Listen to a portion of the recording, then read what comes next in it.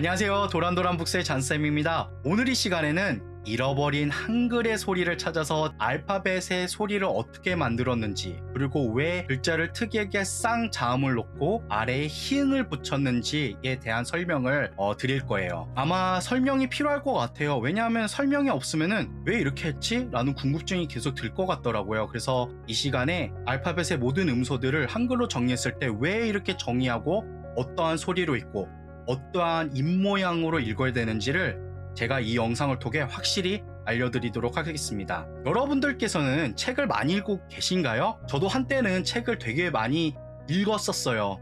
SAT를 공부할 때는 한 기본 200에서 300권, 그리고 대학원 들어가서는 100에서 200권, 대학원에 들어와서는 한 50권? 점점 좀 줄어드네요. 아무래도 영상의 효과가 있기 때문에 그렇지 않을까요? 저도 책보다는 요즘 근래 들어서는 영상을 많이 보게 되는 것 같아요. 왜냐면은 너무나도 훌륭한 전문가들께서 설명을 그냥 쫙 이렇게 해주면은 귀가 너무 즐거워요. 아, 그렇지. 아, 맞아. 이렇게 끄덕여지거든요. 근데 이 단점이 뭐냐면은 영상을 끈 순간 머리에 정리해보면은 그 당일은 기억나는데 다음날이 되면 잘 기억이 안 나서 그 영상을 또 보게 되더라고요. 그래서 책을 읽었을 때는 그래도 줄을 끌고, 그리고 공책에 아니면 이런 데 정리를 해서 내용을 조금 다시 기억하는 순간을 갖게 되다 보니까 아무리 오랜 시간이 지나도 글을 확실하게 오랫동안 기억할 수 있는 효과가 있었던 것 같아요. 근데 지금 현 시대에서는 영상의 활용도가 너무 많다 보니까 글자를 눈으로 보고 듣고만 할 뿐 쓰는 거를 생각보다 많이 하지 않아요. 요즘 아이들은 문해력이 생기는 것 같아요. 글을 자꾸 눈으로 읽는 습관이 있어요.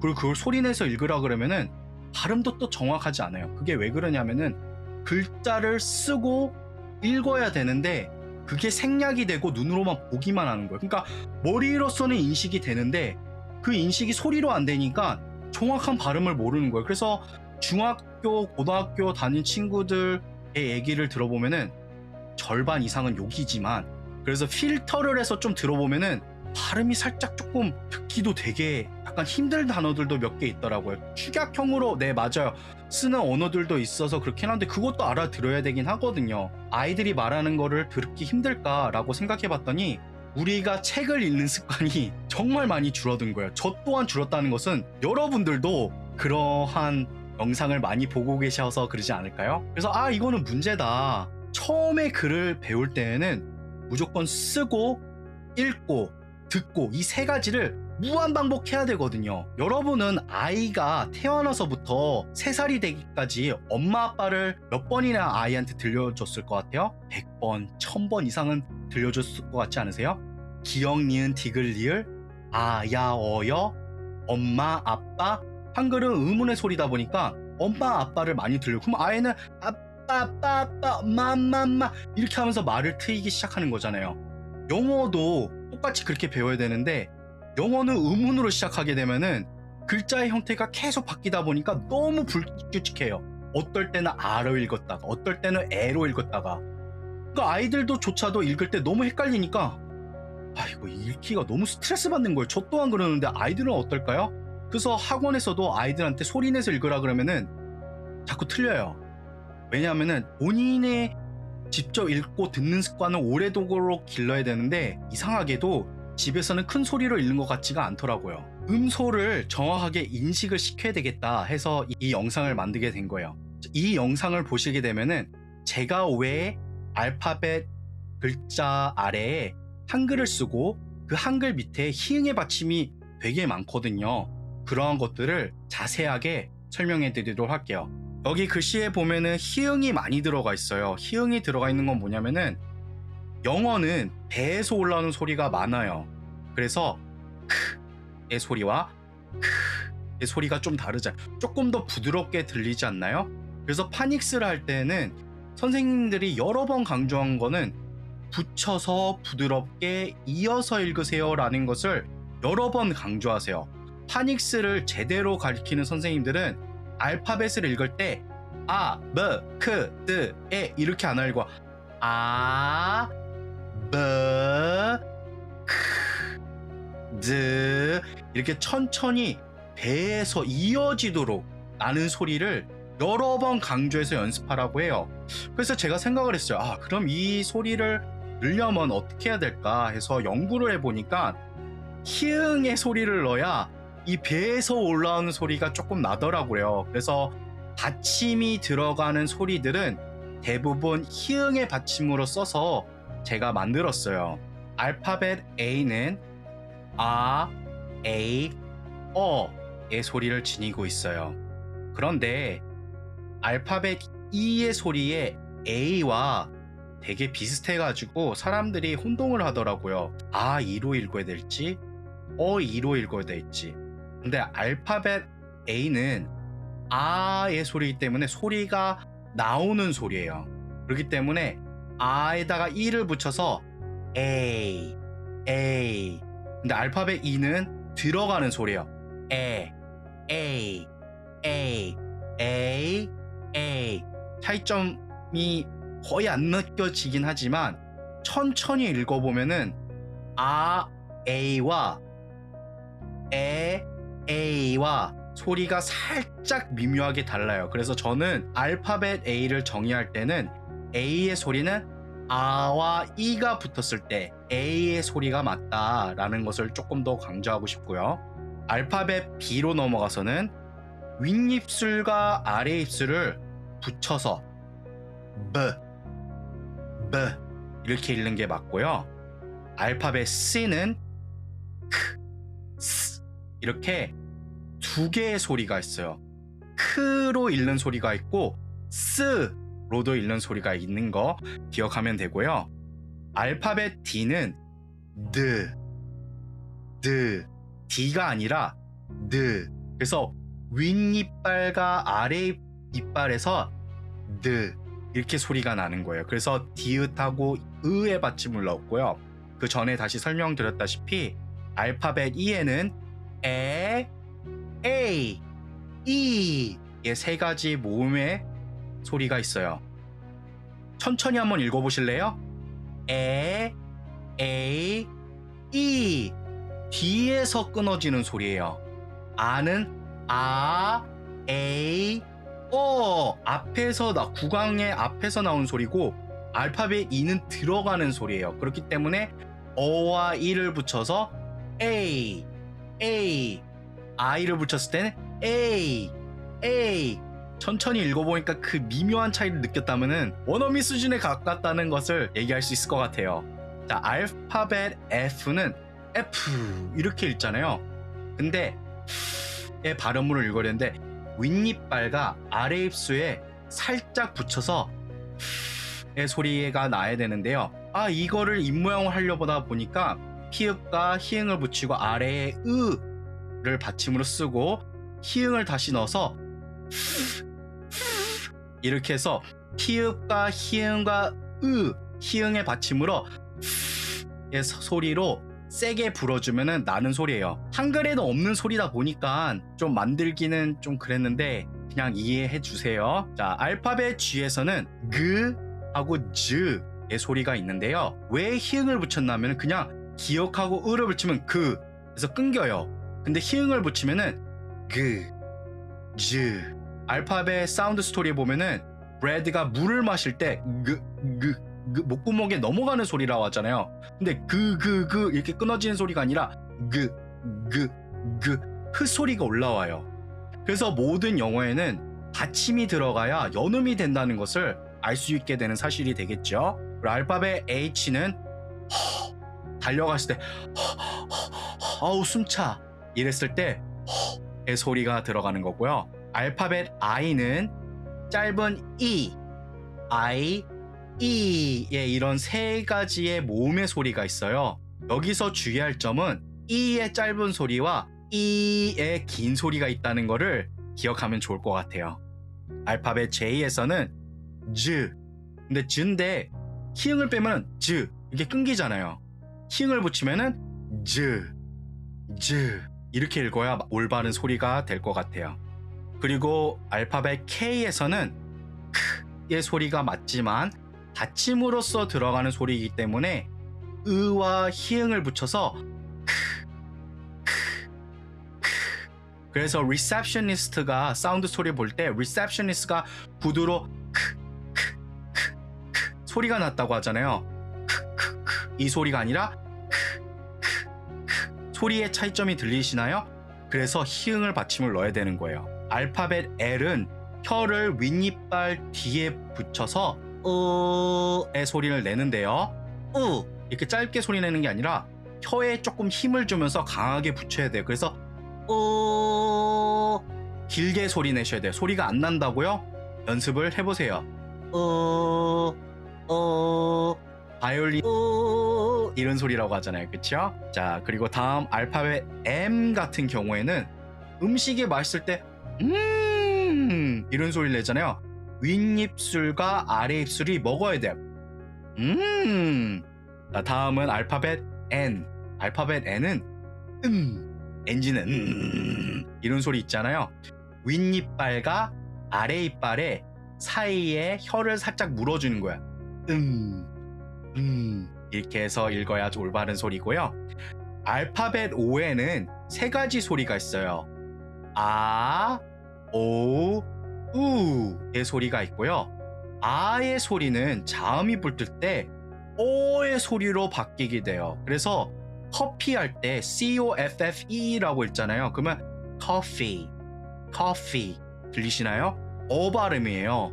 그래서 사람들이 코피라고 하지는 않잖아요. 자기 멋대로 어로 읽을 때도 있고 오로 읽을 때도 있고 우로 읽을 때도 있고 하지만 정확한 알파벳 O의 기준점의 소리는 아, 오, 우의 소리로 만들어지는 글자의 소리예요. 다음 글자는 P의 글자이고요. 소리로는 H라는 소리로 해요. 으로 그냥 끝나게 되면 이렇게 되는데 히읗을 붙이게 되면은 어항에 물이 뽀글뽀글 올라올 때 나는 소리를 이렇게 부드럽게 소리가 올라와야 알파벳 P의 소리가 맞고요. 다음은 Q를 읽을 때 이거 진짜 주의하셔야 돼요. 우리나 Q를 쓸 때 그냥 Q 이렇게 쓰잖아요. 안 돼요. 알파벳 소리의 Q는 Q의 소리로 두 가지 소리지 Q로 읽는 소리는 없어요. quiet, Q-U-I-T-E라고 하죠. quiet, quick 전부 다 후우의 발음인 거예요. 헷갈리죠? quickly 이렇게 읽는 사람들은 영어를 못한다, 발음을 모른다 라는 것을 알 수 있습니다. 그리고 R은 글자의 소리고 음서의 소리에서는 R를 하면서 리을과 히읗을 붙여서 혀를 좀 약간 말아서 이렇게 읽는 거예요. R이라고 읽는 분들은 그거는 글자의 소리고 음서의 소리가 아닙니다. 다음은 S의 소리가 있는데요. S는 소리가 세 가지가 있어요. 스, 즈 이렇게 있는데요. 예를 들어서 태양이라고 하면 SUN이잖아요. 근데 선이라고 있나요? 아니잖아요. sun. 그리고 아들이라 할 때 SON이라고 할 때도 son, 쌍시옷 발음이잖아요. 근데 sandal 할 때는 시옷 발음이에요. 그래서 시옷과 쌍시옷 그리고 마지막에 z의 소리가 들어간다는 것을 기억하면 될 것 같고요. 알파벳 T는 T의 소리로 읽으면 되고요. 알파벳 U도 많이 들리는 것 같아요. 알파벳 U의 소리는 U, 우의 세 가지의 소리예요. U의 소리는 길게 알파벳 U의 소리인 거고 원래 음소로서의 소리는 의 소리인 거예요. 그래서 U, 우의 소리로 기억하면 좋을 것 같고요. 다음은 알파벳 V. V는 비읍과 히읗을 붙이고 을을 받침으로 사용한 거예요. 그래서 입 모양은요, 윗니빨과 아래 입술에 붙여서 의 소리인데요. 비읍하고 히읗을 붙이는 이 소리거든요. 되게 유사하지 않나요? 이 쌍자음의 이 활용법이 정말 좋은 것 같아요. 정말 우리 선조들이 쌍자음만 지금까지 살려놔서 소리로 가지고 있었다면 아마 전 세계 언어들 우리가 자유자재로 하지 않았을까 싶어요. 그래서 알파벳 V의 소리는 의 소리로 기억하면 된다. 그 다음의 소리는 W는 바람이 부는 소리라고 했죠. 이 소리인 거고요. 알파벳 X의 X 아니고요. 의 소리입니다. X는 글자의 소리예요. 그냥 알파벳 글자의 소리이고 음소의 소리서는 로 읽으셔야 정확한 발음이 됩니다. 그리고 Y에서는 4가지에 대한 소리가 있어요. 아마 이거는 대부분 모르실 거예요. E, I, E 이렇게 해서 4가지 소리가 있는데요. 이게 뭔 차이점이야?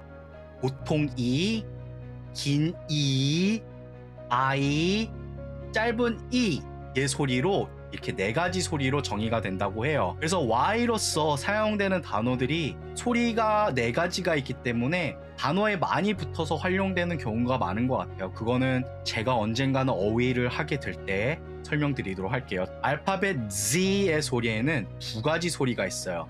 Z, S의 소리가 있다는 거 기억하면 좋을 것 같아요.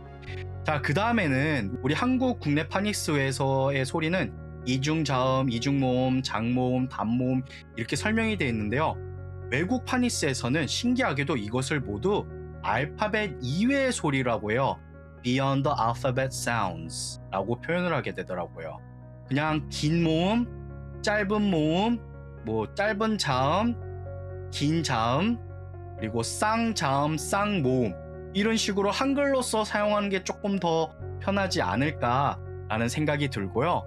알파벳 이외의 소리에서는 S와 H가 붙을 때는 쉬의 소리인데요. 여기서 히읗을 붙인 거는 쉬 소리가 올라와야 돼요. 들어보세요. 쉬 더 소리가 깊지 않나요? 그래서 히읗의 소리를 붙이게 된 거고요. 알파벳 E에 짝대기가 붙여진 거는 긴 E의 소리예요. 그래서 아까 전에 알파벳 E를 읽을 때에도 3가지의 소리가 있었죠. 그 중에 소리 하나가 긴 모음 E라고 읽으면 되는 거예요. 그리고 알파벳 O로 읽을 때도 A의 음소 값이고 O 그 다음에 U의 소리로 기억하면 될 것 같아요. 네, TH 소리는 정말 많이 물어보실 것 같아요. 디귿과 으와 히읗을 붙이면은 드가 되지 않느냐? 그럼 어떻게 이렇게 읽느냐? 혀 모양이 번데기 모양과 되게 비슷해요. 한번 보실래요? 드 여기서 흐를 넣어볼게요. 비슷하지 않나요?